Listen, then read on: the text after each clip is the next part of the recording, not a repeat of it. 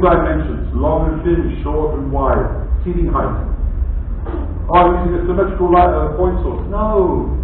If you've got a low ceiling, this is why you put your library in there. It makes no sense. Because libraries provide one thing, array length. To get any directivity from a library, the library has to be long.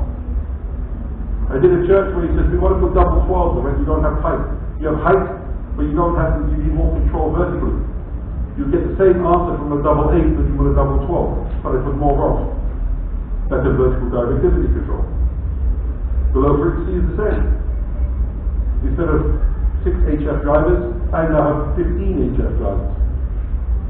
Instead of having 6 12-inch woofers, I now have 20 8-inch woofers.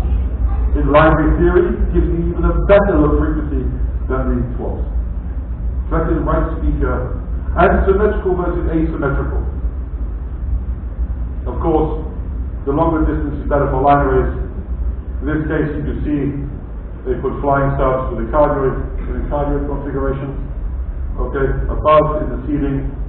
Okay, to stop the partner from getting any low frequency management in the room. And with the shape of this room, that had to be done. Point sources. Of course, advantage is less cost. They're easier to set up, easier to work with. Okay? There are advantages of having those in place. The cons, if you've got a room which requires multiple cabinets, you need a bit more control, your AI, etc. Just control all the costs. So we go back to the important thing about where is stereo. Is it stereo in our venue? Okay. Where is left and right? Is this left and right? Do we say stage left or right, or PA left or right, or stage left or right? Where is left right? Yeah. From front, left right. For me, left right. Not always. If you have a theatre and you have a stage with multiple stage microphones, okay, you have a long stage. What is this part known as? What is that part known as? Upstage, downstage, right? Which is upstage? Huh? This is upstage? No. Upstage is always the back. It's the furthest one. Now those who are doing time alignment for orchestras are actually time aligning all the microphones backstage to front stage. Those front of house engineers that are mixing large and thin spaces. Consider doing a time alignment of your microphones more than the stage.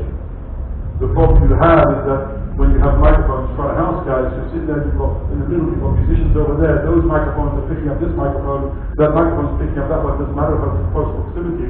Try time aligning your microphones to a single point on the stage. It will make the mixes much better. I don't think.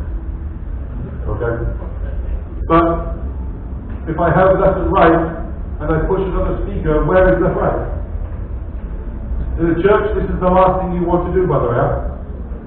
Never put speakers behind people's heads. It affects your intelligibility of speech.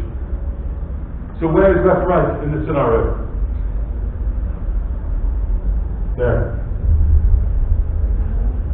There's your left and right. Why?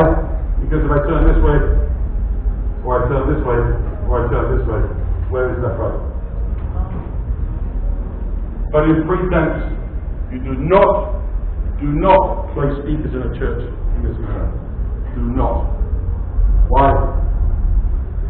You can never get the acoustic center right. I'll show you a bit more detail in a second.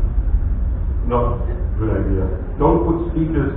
If the pastor is singing here on the stage or speaking on the stage, psychoacoustically says, my brain does not understand sound that comes from behind me. It's a confusion point psychoacoustically. And this is the problem. That's the okay part. And the reason why is we have too many impulse responses in the room. And the arrival time